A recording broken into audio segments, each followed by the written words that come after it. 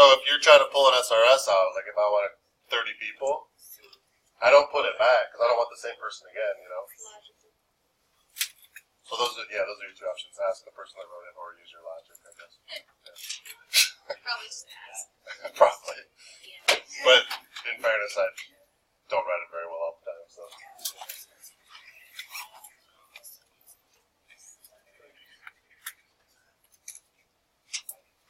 But like on the AP test, it has to tell you. Or give you something like that, I guess.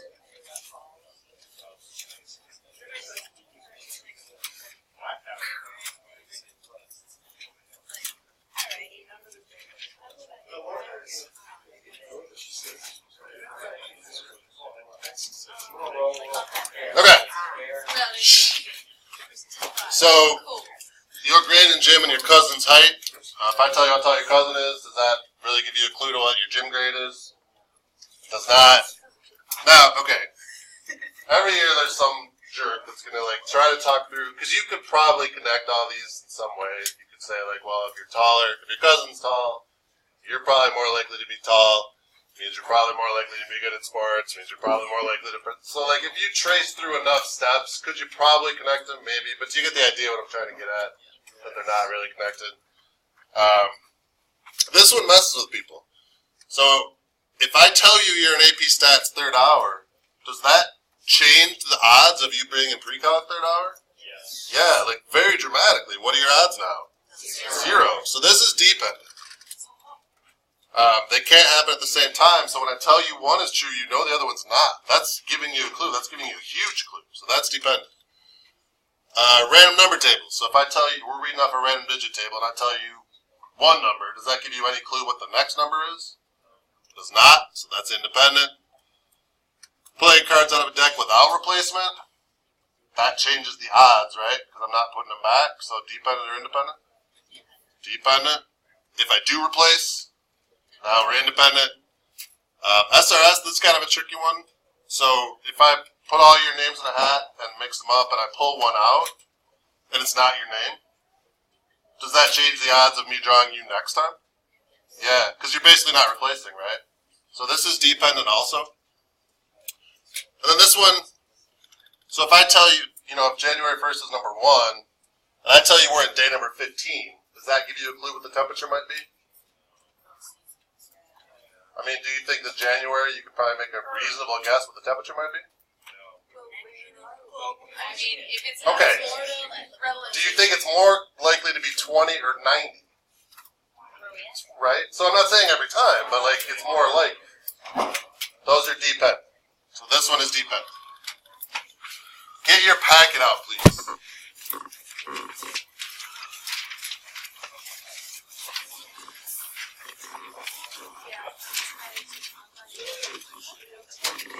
but like she has like so I know, but I have no idea. What do you do? Maybe just learning about exercises. Yeah. Or saying like, hey, I went through this. I have no idea. Is that my 9 years back? He said why or how? I'm with you. I was trying to do a hard Yeah, but I thought I'd give you one where you can I'm gonna take it. Alright. Run on this piece of paper and turn it in. Alright, so go to this page. Disjoint and mutually exclusive. And the first thing I want you to do is write these charts, or draw this stuff next to the, over there. So, next to the over there. Draw those. So draw these next to their respective notes, I guess. Draw it like those people that aren't here.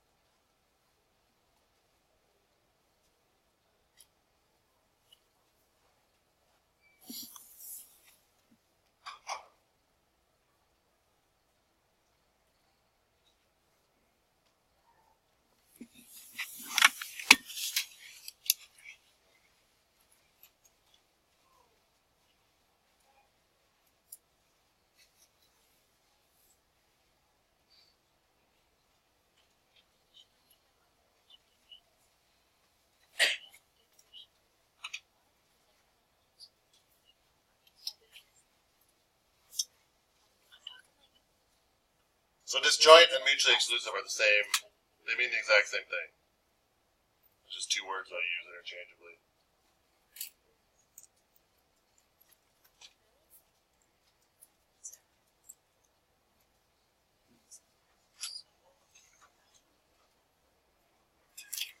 Are you guys done drawing? You're not, because it takes you forever because you don't know how to hold a pencil.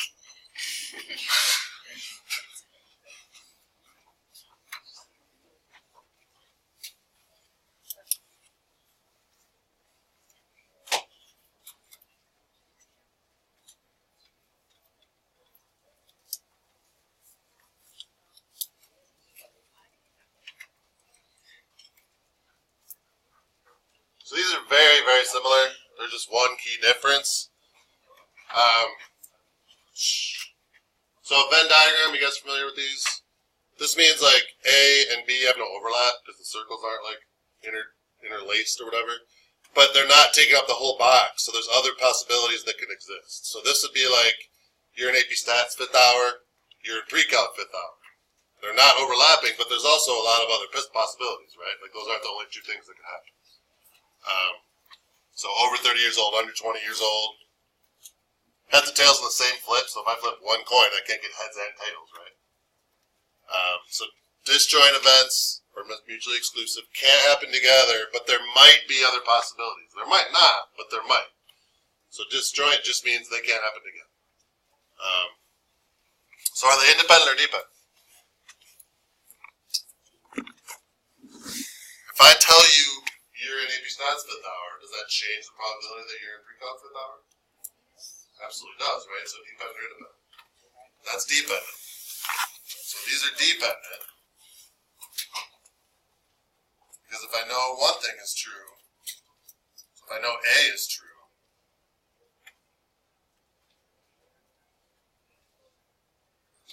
I also know B can't be.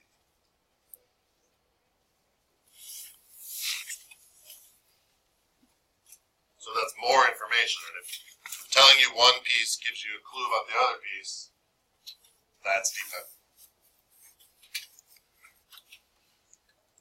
Now, complements are mutually exclusive where there's no other possibilities. So mutually exclusive just means they can't overlap. Complements means they can't overlap and there's no other options. So the complement to being an AP Stats 5th hour would be not being an AP Stats 5th hour, like anything else. The complement to heads is tails. The complement to it's raining outside is it's not raining outside. So they still can't happen together, but you're also getting a little more specific as you say there's no other possibilities. Does that make sense what the difference is? Mutually exclusive or disjoint just can't happen together.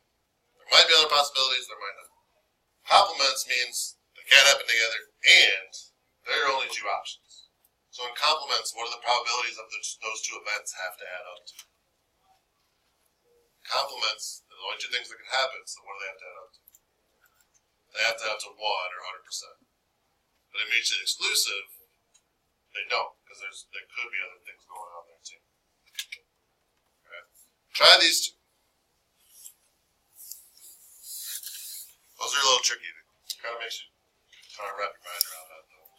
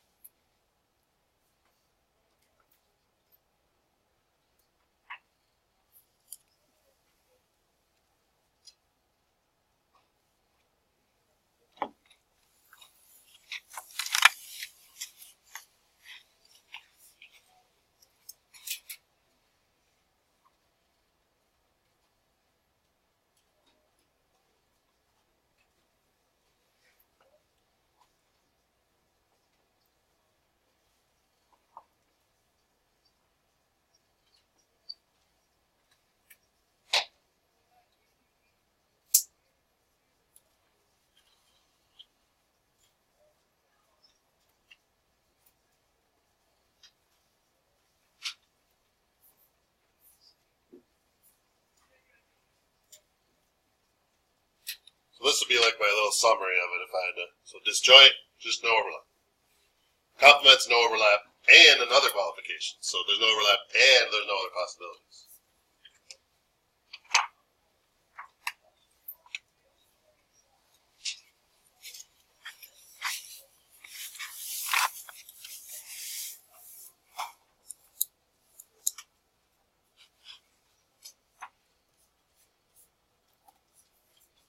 So one of these is automatically the other, but not backwards. So I'm trying to get you to kind of think about which way that works.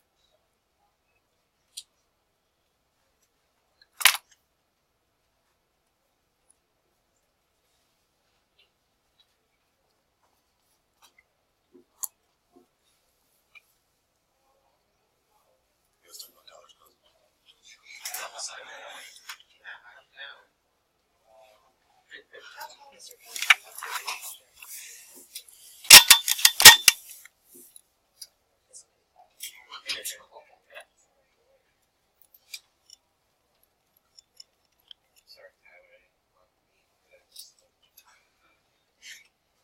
Alright, so if two events are disjoint, which means they can't happen at the same time, there's no overlap, are they automatically complements?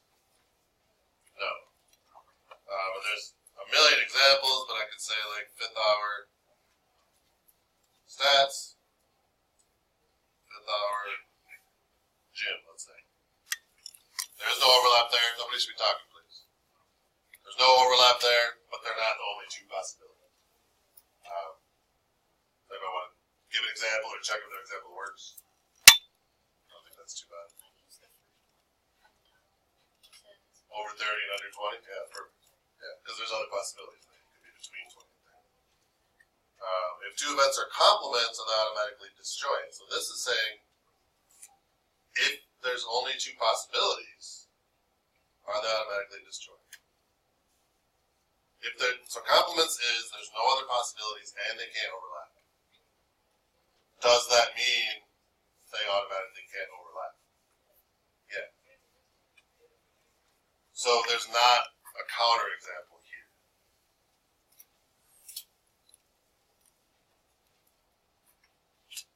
So I want you to try to fill in this sentence. In one of those spots goes the word complements, and in one of those spots goes the word disjoint. So is it if complements automatically disjoint, or is it if disjoint always complements? Try to think through that.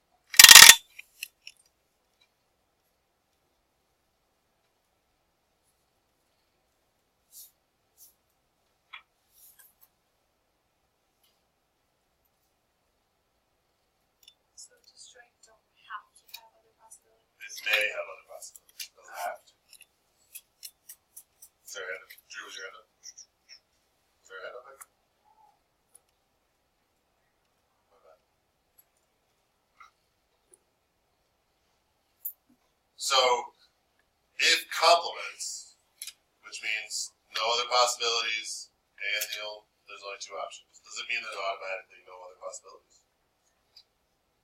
What word goes here? Yeah, good. So if they're complements, it's like hard to talk about. You keep saying the same words over and over again. If they're complements, they're automatically disjoint. But that doesn't work the other way around. If they're disjoint, there's not always complements because there could be other possibilities. What? ICAD? What? Yeah, I'm just trying to remember ICAD. ICAD. Oh, gotcha. Okay. I didn't spell automatically. Okay, that's as far as we got in third hour. So this will be your warm-up tomorrow. Like I'll ask you. No, let's do number one now. We argued about this last hour, so that's fun. Read number one. I want your opinion on whether number one is independent or dependent. Read it and think about it. I'll take a survey.